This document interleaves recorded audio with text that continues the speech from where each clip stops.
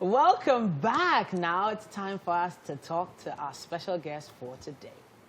He's one of those artists that you probably didn't see coming, but then, boom, he hits the scene and makes some amazing music. He's an Afrofusion singer and songwriter.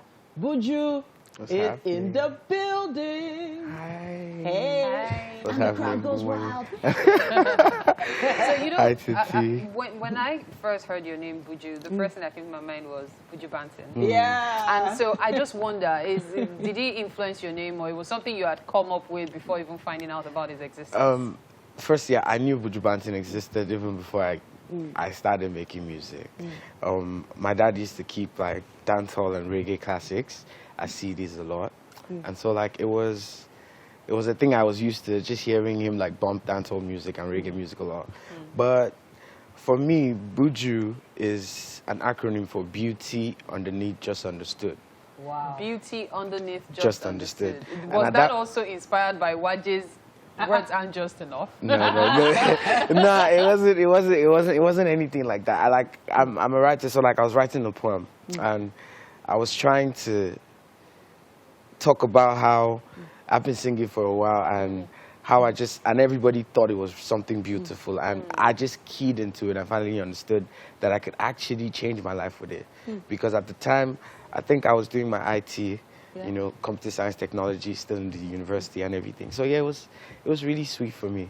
So at that point, when I now coined it, I felt like, yeah, I could actually do this. Wow. All right. So there's a lot that goes into names, but then you must have been impacted by your environment. Now, these two major artists that you featured in two of your past tracks, those are huge influences for even average young artists. But for someone with your skills, writing and production as well, working with Zlatan, working with Burna Boy, what sort of impact had they had on your impression of music?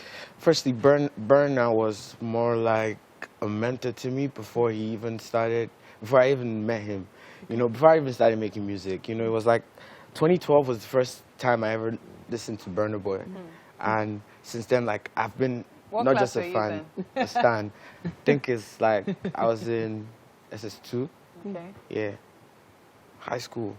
Yeah, 11, still fresh and everything. So yeah, it was then. And since then, I've been really tight with Burna's sound because like I felt like he was doing amazing. And then when I started making music, like I was aiming to almost sound like him, and that's why like I pitched under his genre, Afrofusion. And you know, 2019 was a really huge year for me because like I think that was the year I went viral for singing on a Kano, and then like everybody was getting in the hang of it, like, oh, who's this guy? And then I recorded like a little snippet of a song I was about to put out titled Spiritual. And I put out the snippet and I tagged it on Twitter. I really need the verse from Zlatan. This was because my friends were, while I was playing the song in the background, my friends were like hyping it, like, yeah, you know, all the ad-libs and everything. So it was really nice. And I'm like, rah, okay, let me take a video of this. So I took a video and I put it up on Twitter, and it was doing rounds, and everybody's kept tagging Zlatan, like, yo, go listen to this. And in 3 weeks, like, Zlatan posted it up on his Instagram, like, yo, your fans have been persistent for 3 weeks, and I love the song, so send it over. So I sent it over, and like, he jumped on it, he sent it to me, he's like, rah. It was amazing for me, because I was like, nah, I could not even imagine it, because at the time, Zlatan's like top 5 still, you know, biggest artist popping, and he's everywhere. So I couldn't even imagine the amount of people that were trying to get him on records, you know. So yeah, for him to actually do Spiritual, it was amazing, and you know. So with Spiritual on the side, how did you get Burna Boy on Lenu?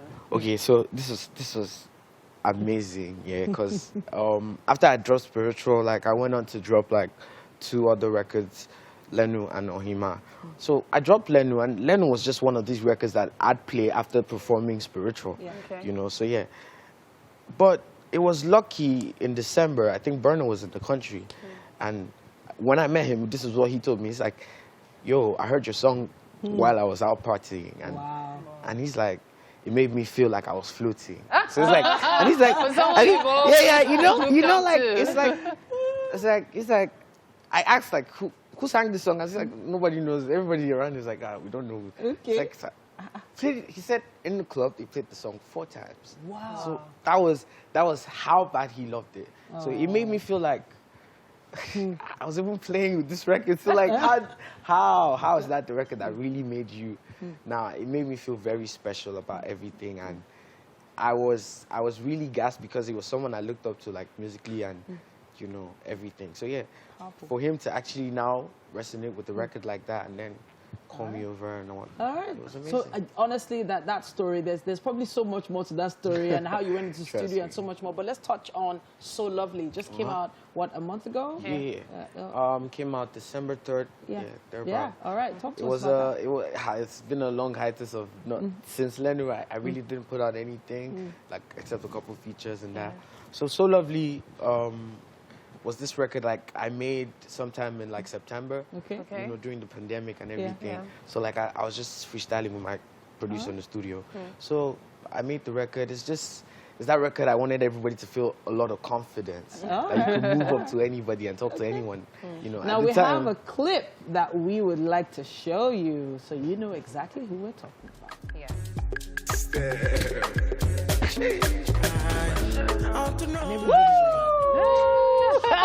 There's no way you don't dance to this song. Yeah. You just have to move to it. We were talking about what Lenu has done for his career, and he says it's been amazing. But you know, when we talk about careers, especially post 2020, even though the pandemic is still on, the question usually being asked is, what effect has the pandemic had on your career? Has it been positive? Has it been negative? Or has it been, come see, come sad, just there? Well, it was a big squeeze of sweet, bitter mixed with. How so? Know. Okay, so like the sweet part was, I got to really channel personal stuff. Like it's like with my music, I was really out there on a level of just trying to catch every vibration, but I was paying attention to me now and what was happening to me like around me. A lot more, and so like it was telling in my music, in the songs like I was recording, and on the bad side, a lot of things had to stop and slow down, like it's like the shows that you played before were not coming in because you can't have as much crowds, it's like you can't necessarily go to where you're supposed to go to push certain things in quotes, and that was just a little bumpy road with it. And although like it also had its bright sides, trust me, because at that point, if you put out music, you were sure that people were going to listen to it because they were in. At home, they were bored. Do you understand? So it was one of those things that it helped me realize like, okay, you know what? This is what it is, and this is how you should be managed in some kind of way. But it's been blissful regardless. So let's get the numbers on the streams now. So the streams for Lenu, how many streams so far? Amazing. Yo, Lenu's doing over 20 million streams like in all platforms. 20 but like, million, wow. Spotify's like 5.8, Apple Music 5 point something. Amazing. What's the name? Audio Mac, YouTube and all that. That's really good. That's some cash. Trust me. That's some cash. That's some cash. That's some cash. And okay, so your song talks about Ota Lenu, and that's actually a Yoruba word. Yeah. But you're actually from Akwa Ibom. How do you manage to speak Yoruba so well? Mary, we're gonna have to speak that Yoruba when you taste the food. Yeah, because let him come taste the food. Proper Yoruba meal. Let's head to the kitchen. Yeah, let's so you tell me how you learned to speak Yoruba so well.